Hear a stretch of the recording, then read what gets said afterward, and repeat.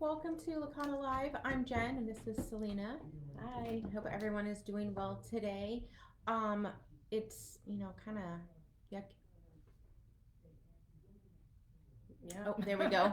Sorry, there was a glitch or something. Probably from the rain. Probably. I was going to say that it's not very nice weather today, so, not the best of days. I'm more of a sunny weather kind of girl. Yeah, So, me too. I yeah. don't. I don't like winter at all. At all. No. I'm starting to see hope that it's getting warmer. So I know. I just need the yucky weather to I go know away. sun is always nice, even if it looks nice outside. Yeah, like if it's windy but it's sunny, it still makes me happy. Exactly. Because Me there's too. sunshine. So there's a lot of events coming up around town. Hey. So we'll start with those. There's the annual dog Easter egg hunt. It returns to Fredericksburg this year. I'd actually never heard of Dog this. Easter egg hunt? A That's really dog cool. Easter egg hunt. Yeah. Easter fun for everyone, fur babies included. Don't let your fur babies feel left out this Easter. Bring them to the fun dog Easter egg hunt on April 9th at Murray Park, located at the corner of William Street and Kenmore Avenue in downtown Fredericksburg. Yeah, so the cost is $5 for up to 2 dogs, and registration is required at fxbgparks.com. Yeah. So check that out. And Take there's your a doggy puppies. costume contest if you dress them Yeah, up. That's yeah. pretty, that's pretty cute. That's awesome. There's an Earth Day festival coming up. It's Festival Earth Day Festival Chalk and Talk Art Contest in Fredericksburg. There's a lot going on in Fredericksburg, it seems. Between April 15th and 22nd, grab some chalk and go decorate sidewalks, paved trails, parking lots, and more with Earth Day themed chalk art to show off the creativity and spread green messages around town. The sidewalk chalk is available for pickup from several local parks, and submissions can be turned in. That's pretty cool. Yeah, so I guess Google that and get more information. And then Lake of the Woods here is doing a Easter egg hunt spectacular at the church. Bring the kids and cute Easter outfits and grab baskets for a fun Easter egg hunt. Saturday, April 9th, 10 to 12, rain or shine. There will be over 2,000 eggs to find. Um, and that's at the address is 1 Church Lane, Locust Grove. And it's a free event to attend, so that should be fun. And then Strange Ways Brewing, it has their third annual spring market in Fredericksburg, April 9th as well, 12 to 5. Wow. It's at 350 Lansdowne Road. It's kind of like a little side road. Where the fairgrounds. Yeah. The fairgrounds. Yep, so it's good. And if you they're currently looking for vendors to attend the market. So if you have food or desserts, arts and crafts, farmers, and more are welcome to join. So check that out. You get a 10 by 10 spot for $45. Let's see, an email address here, marjan@strangewaysbrewing.com. And I think, there's a save the date for the 4th of July parade at the Lake of the Woods that's coming back this year. A lot of things are coming back this year post COVID, which is nice. A lot of parades were canceled, and that made people bummed out. Yeah, a lot of everything was canceled, so it's really nice that events and community is coming back together. And that's going to be Saturday, July 2nd. Nice. And then our group, the Licata group, is doing its Shred Day this year, April 30th. And we team up with the Low Fire and Rescue, and we host a shred event. It's 11 to 2. Bring anything that you want shredded, and it'll get shredded for you. And there'll be a food truck here, I believe. What is it called? Yeah, she said it's Taco Tuesday. Mm-hmm. Yes, so that's here 11 to 2 in front of our office by like the Food Lion and the Burger King. So join us for that. That'll be fun. So do you know that we're having actually an event in Strange Ways too? Oh, when? The FAR Foundation. So the Fredericksburg Area Association of Realtors are hosting a cornhole tournament at Strange Ways. That's gonna be fun. My kids and I were just talking about cornhole. My daughter didn't know what it was called. She goes, "You know the thing with the hole in it, and then you throw it." And I was with the beanbags. I was like, cornhole. She's like, yes, that. Yeah, I know that's big. I didn't even actually play cornhole until I got to Fredericksburg. I didn't know what it was because it wasn't really that big where I'm from. Where are you from? Pennsylvania. Okay. Yeah, or maybe it was just not big because it was my family. But Yeah. yeah, but it was big here when I got here. Like, you go tailgating or do anything, any type of backyard barbecue. It's People always cornhole. have it. I So think it's yeah. definitely a southern thing because I did Mhm. play it growing up, but we didn't call it cornhole. We just called it a beanbag toss. Oh, okay, yeah. Yeah, so I think it's more of Yeah, a southern but thing. the foundation obviously supports housing, nonprofit organizations, so it's always a good thing to support our community with housing, and it's fun too. Yeah, It's at the brewery. It's at Strange and Ways. Strange Ways, we love that place. It's every time we go, Yeah, we you should love check it. it out. Yeah, it'll be I fun. think spectating doesn't cost, but if you want to enter to play in the tournament and you can win cash prizes, the spectating's free, but there's $20 to enter to play. Oh, that's But yeah, fun. and then we have a raffle going on. You can win like AirPods, tickets to the Fred Nats game, and like a whole wheelbarrow of like assorted liquor bottles. Wow. Okay. Yeah, so we're trying to make it pretty fun. Sounds like a fun event. Speaking of Fred Nats, we have Fred Nat tickets here for you guys. First person to comment "Go Nats" gets 4 tickets for the game on April 17th against the Carolina Mudcats. So first person to comment "Go Nats," then you can come pick up your tickets. So I think that's all of our upcoming events. What do you have going on? So, everybody has been concerned with the biggest topic of the market, interest rates, and inflation. Mm-hmm. We kind of touched base on inflation, I think, last time on LicataLive about how that controls the rates. And because inflation is so high, the rates are rising. So they predicted about 3 increases this year. Hopefully it won't end past the fives or the mid fives at the end of the year. But it is looking like right now we are at the high fours, low fives with conventional.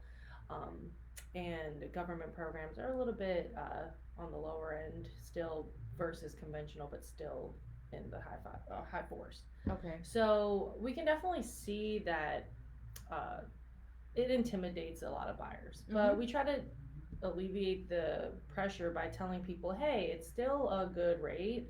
If you think about it, it's not going to be as good if you compare it to the unrealistic rates that we experienced the past 2 years, but it shouldn't be something that completely talks you out of buying, because either way, if you compare what rent is to what you're going to have to pay in a mortgage, rent's raising, it's going up. So it's like side to side. I've seen this thing and it said with a rent payment you're paying 100% interest because none of that is building none of it's going to your equity. pocket. None of it. Exactly. So I mean there's that to keep in mind. Well, you're paying somebody else's mortgage, right? Basically. Right, you're paying their interest rates. So if you go ahead and buy a house, then at least you're putting money into the house and you're building equity and moving forward that way.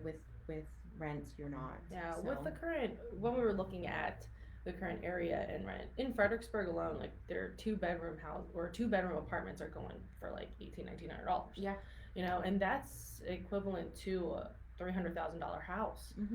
Mortgage payment. So it's like, what do you want to do? And typically with rent, you have to come up with first month's, last month, and a security deposit, and right there, that's a good amount of money. Pet rent, or any sort of other parking fees, or and then a lot of places that you rent don't include the utilities, right? So you're still kind of paying that. Yep. So, and if you gathered all of that money that you have to put up front for a rental, that's money towards a down payment. Closing costs, you can put that towards your closing costs. Luckily, with a lot of areas in Fredericksburg, the first-time homebuyer program, which I like to introduce to first-time homebuyers, and that, by definition, is someone who hasn't owned a home or been on a title or deed of a home for 3 years. Oh, 3 years. Okay. Yeah, 3 full years. So let's say in 2019 of March, you sold a home and you've never owned one since. It's 2022 now, March, 3 years. If you haven't had any title or been on a deed or attached to any real estate ownership, then you are considered a first-time home buyer again. That's interesting. Yeah. I did not know that. For some reason, I thought it was 7 years, but 3 years Yeah, no, is so 3 years. much better. Yeah, exactly. So you can qualify for a lot of the benefits on getting 100% financing that is available for first-time homebuyers. You know, like Virginia State has a great program I love to introduce that offers you the ability to finance your down payment, so that it's like it's a small second payment attached from your mortgage, you know, that you can pay instead of taking the down payment out of your pocket, which a lot of people, you know, don't have. Yeah. Because now that a lot of the times the buyers have to come to the table with closing costs, Yep. Since it's not, you know, covered like it used to be, they have more pressure in having to come with more funds. Right. So eliminating the down payment and being able to finance it frees up a lot of that money that they can put towards closing. Also, there are programs like USDA, which is like a rural development program in certain areas when the property is eligible, that is 100% financing already. But VHDA also comes in as an umbrella to that program, and you can finance 2% of closing costs if you're under the income limit. Oh, that's Right? really Yeah. helpful. Yeah, I did not know that. so I think it's just about asking the questions, you know, just really going to a source like a mortgage lender Yeah. and talking things through, because a lot of people feel like they don't qualify when they actually do. And that can really save you a lot of money, like you said, you know, just coming to the rental table with I've seen, thousands of dollars. I think there was one that I helped orchestrate, but it was like almost $8,000 that they brought to the table. Oh my. And I thought, for a rental. And I thought, really? Like, you could buy a house with that $8,000. And do you really get those back? No. You know, they say it's refundable, but it's, you know, a very fancy term for, you know, we might give it back to you. Yeah, exactly. A lot of times they definitely don't. So why would you say now is a better time to buy than 6 months from now? Well, because like I said, we're predicting that the rates are going to get higher, so why not take the chance of having it a little lower than higher? Also, it's a very competitive market. You know, the market is still really crazy. People do want. There's a lot more sellers in demand, or buyers in demand of buying. So I think it's a good time, honestly, on either end of the spectrum. It's a great time to sell your home because you can get still top dollar. Yeah. And then it's still a good time to buy because you still have to pay attention to the rate, and as a buyer, and you want to take advantage of it while it's still low or regular, and we don't know what direction it's going to end up in towards the end of the year, so buy now, you know. And then who likes to buy homes like when it gets like really cold and wintry out, and right? Nobody wants to move in the rain or the snow or any of that mess. So well, they always say that I don't know about like in American culture, but you know, my background's Korean, and they always say that moving on a rainy day brings luck. I have heard that. So we were stationed in Okinawa multiple times, and it was kind of a going like, okay, do you think it's gonna rain on our moving day type of thing, because we knew it was considered lucky, and nobody wants to do it. No, but it's happened a couple times for us. So I mean, PCS season is PCS season, and you pack up and move when you have to. So, but yeah, that's it's not fun. But are you seeing any changes or any adjustments being made to like the market, like inventory wise, or? I think it's. I mean, they keep price-wise? saying that there's going to be more houses because spring is coming, but as far as helping my buyers, we're still kind of limited in inventory. There are houses out there, so don't get that wrong, but you know, I seen a house get offered on for 90,000 over, and you know, it had almost 30 offers, and it's very competitive out there, so you definitely make sure you're ready to buy. They do say that the spring market does bring more homes, so hopefully that will kind of help all of our We're praying that buyers. people are just kind of getting their houses ready. Yeah. You know. So getting some work done. I do know some seller clients that are painting and doing the floors and fixing light fixtures and things like that, so they can get there ready for the market. So we're hopeful that other people are doing the same, and we're gonna have, you know, an increase. Even a little bit would be huge. So with that said, if anybody needs their home listed or needs tips or help with that, you know, contact the Licata group and we'll see what we can do to help you get your home ready. And can you explain, like, not just like the inflation, but like who decides or who influences the interest rates? Like, how does that all work? Mortgage-backed security bonds have and interest rates are, affected by the mortgage-backed security bonds. So whenever they release like federal rates, some people kind of get confused on like what federal interest rates are, like the Fed's rates and mortgage interest rates. Okay. Because I don't know if you remember, like when COVID started, they said something about like 0% interest or like 1%, but those weren't talking about mortgage specifically. Those were talking about the rates that the banks borrow from the Feds. So that could have been, it's going to sound like that's a lot lower because mortgage interest rates, aren't the same as those rates. Of course, those rates are a little bit more elevated because the banks charge the consumers the mortgage interest rates. So there's a difference in that. So when people hear that, they were starting to like inquire and think that they weren't going to have any 0% mortgage interest or things like that, which that was a little crazy. But we did see it go down to even like the mid 5s or the mid 1s. Very different. Obviously, that's why people are so in shock now, because when you're going from that to like going into like 5, 4s, low 5s. But this is normal, right? The 4s, 5s, 6s. This is what was considered normal before the pandemic. Right. Just when I was even buying in like 2018, 2019, mine was like in the low 4s, mid 5s too. I was trying to remember what year we bought our house in North Carolina. So we've been here almost 5 years ago. Yeah. So what is that, 17? It was 3.89, and I was like, I guess that's a good rate. Yeah, I don't exactly. know. Like, I had no. Yeah, and no that was idea. coming from like it being in the 5s, consistently, and then it kind of had a little bit of a spark. Yeah. Where it did reach like the high 3s, low 4s. So it's been very consistent to that in the market. It's a very normal rate still. Okay. But a lot of buyers, especially like first-time home buyers, they've never experienced the whole market and the whole mortgage rate category, right? Yeah. So that's why it's just seeming like it's jumped, and of course you do see it in the payment, the monthly payment. Right. But like I said, it is normal, and honestly, they're still really good, right? I mean, comparative, like even 20 years ago, those were in the like double digits, we were talking about like 70s, 80s, or like even like 90s. They were in like 10%, double digits. So these are still really good rates. Yeah. They're just different compared to like the 2s. And what would like your reaction be if you had to pay a 10% interest rate? Oh my gosh, I don't know that we could.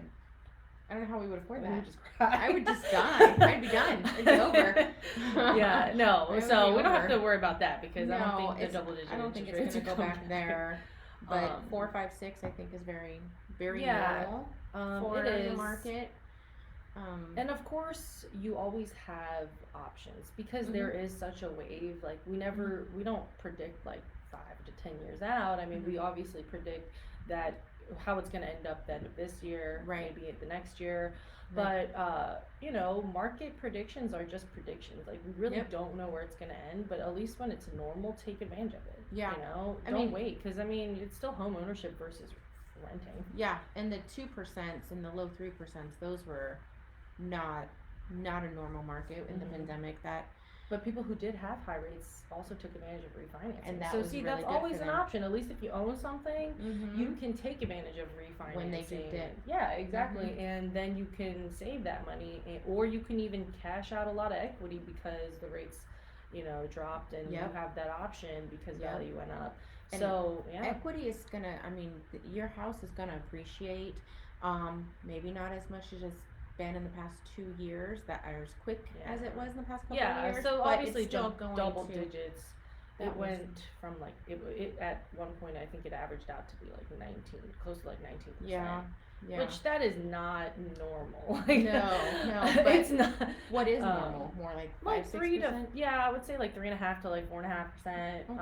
I think Depending on that the will area, be. but I think yeah. it's slowly gonna start balancing out that way. Yep. But the good news is it's appreciation.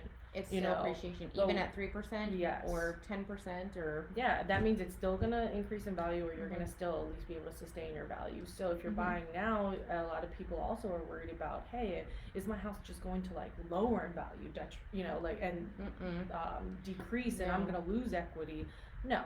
That also has to do with the area that you're in too, Mhm. because if you're in like California or like places, yeah, you California's- know, yep. right, where it did hit a very big peak, and it will drop, Yeah. and you might lose equity. But in areas like around here surrounding like Fredericksburg, Northern Virginia, Stafford area, like going even towards Richmond, Mhm.